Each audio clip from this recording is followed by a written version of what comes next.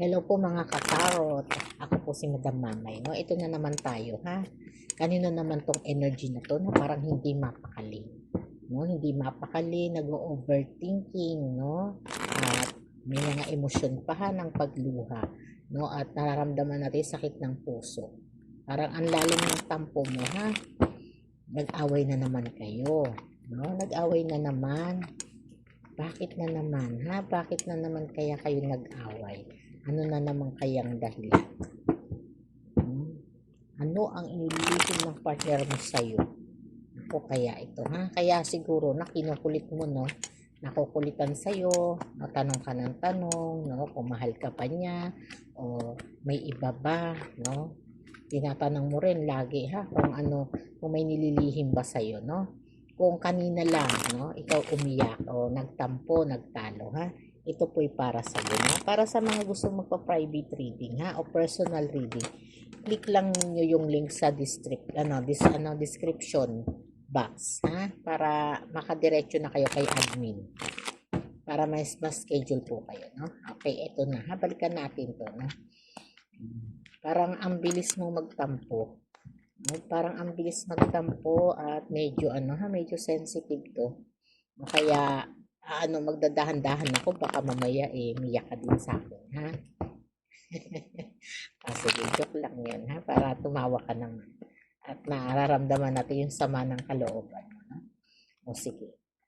Ang tanong natin, ano nililihim ng partner mo sa'yo? Meron nga ba? At ganyan ang tangis ng luha mo? Sige po. Ito na. Pasensya na ha kung medyo tayo nagre-reshuffle lang. Doon sa mga nabu-word ha, marami namang nagtatarot reading dyan. Doon na lang kayo. Huwag na lang kayong mas magaling pa sa akin. Sige, sige. Hindi ako nang-aaway ha. Love na love ko kayo. Sige po. Ano ang inililihim ng partner mo sa'yo? Ito yung tanong ng isip mo ha. No, parang dito no, sinasabi pa rin na talagang nagdududa ka. Nagdududa, no? Parang pati ang no? Pati yung mga kasamahan sa trabaho, tinatanong. Hindi ka selosa, ha? At dito sinasabi pa rin na sa King of Swords, no? Nagiging padalos-dalos ka. No, dapat hindi, ha? Huwag masyadong magpadalos-dalos dito sa emosyon na to, no? At huwag laging nag-aaway, ha? Sabi nga dito, no?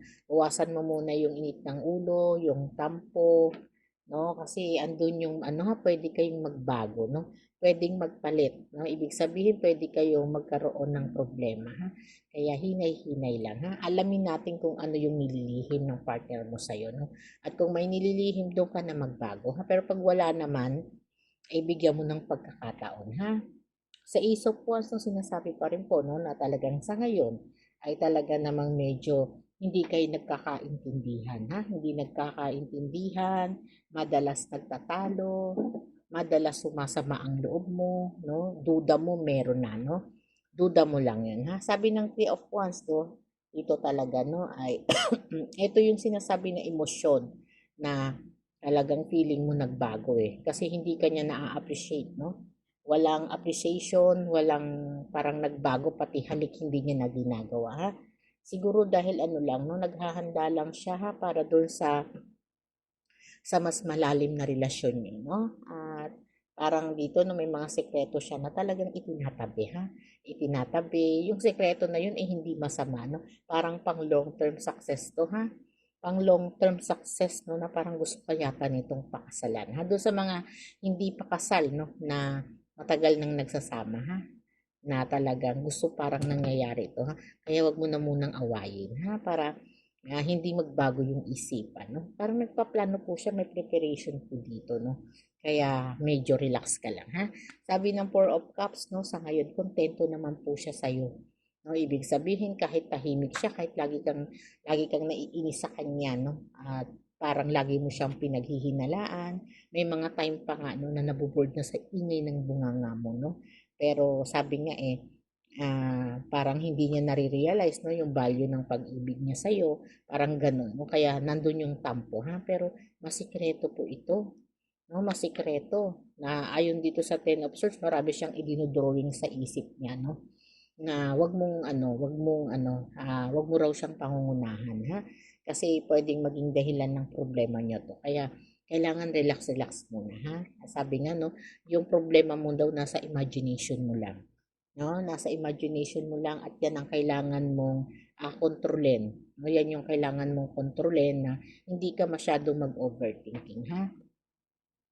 Kasi base dito sa card mo parang feeling ko no, mayroon kayong mga malalalim no, the tower, no?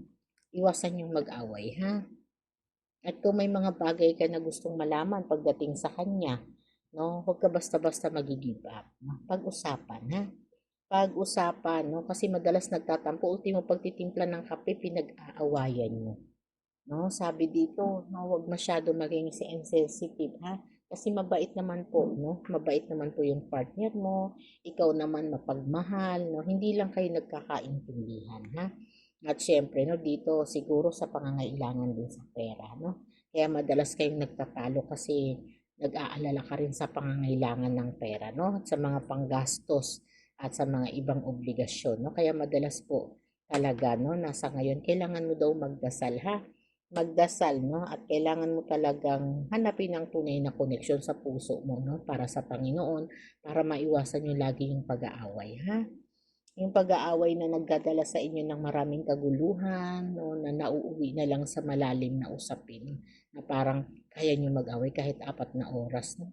Kaya nyo magtampuhan, no? Sabi ni King of Pentacles, no? Panay naman daw siya trabaho, no? Pero madalas kinukulang, no? Kaya andito yung isipan niya, no? Nakalagay, kaya medyo magulo po talaga ang isipan niya, ha? At sinasabi pa rin po ng dasal, no, na talagang medyo malungkot po ito, ha. Kaya sikapin mo po, no, na maayos to.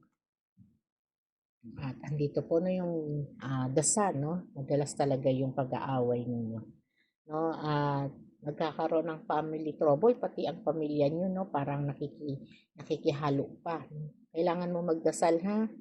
Magdasal po para hindi kayo napapasukan ng mga ganyang problema, no? At yung stress mo medyo mataas, no?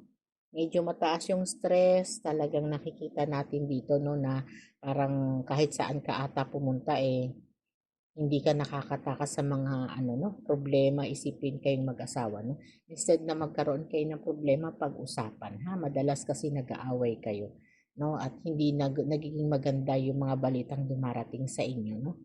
At andito pa ang death, no? Sinasabi sa death na talagang may mga ending, no? Pwedeng ano ha, makasama no sa inyong mga kalusugan at may mga sitwasyon dito ha ng new beginning, no? Para maiwasan ha, maiwasan lang yung problema, no? Kasi medyo hindi maganda yung card mo, no?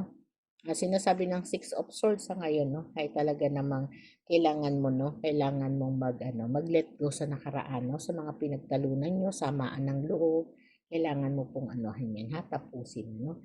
At ma-overcome mo naman lahat ng takot, lahat ng problema dito sa relasyon na to, no? Kaya sa ngayon, i-relax mo muna yung isipan mo. Ano ang nililihim ng partner mo sa'yo? Ang nililihim po ng partner mo sa'yo ay talagang sa kagipitan, no? Sa pinansyal, marami siyang utang, maraming babayaran, kaya wag mo na siyang awayin, ha? At talagang hindi niya na alam kung paano mairaraos yung para sa mga bayarin, ha? Kaya habaan na lang ang pasensya, no? At wag mo nang pag-isipan na may third party to, ha? Kasi wala po siyang third party, no? Sinisikap lang niya talaga na mapunuan lahat ng pangangailangan niyo, no? Kaya lakasan ng loob, ha? Instead na nagagalit, no? Magdasal, ipagdasal na makakaraos sa isang araw, no? Kaya instead na magkatampuhan kayo, no? Ay pag-usapan niyo yung mga problema na makakatulong po, no? Sa paglutas ng mga problema ninyo, ha? Para hindi po kayo nagkakagulo kasi pwede kayong araw-araw nag-aaway, no? Kaya para maiwasan yon, magdasal muna, ha? Magdasal at humingi ng tulong sa Diyos, no, para magbago ang buhay niyo.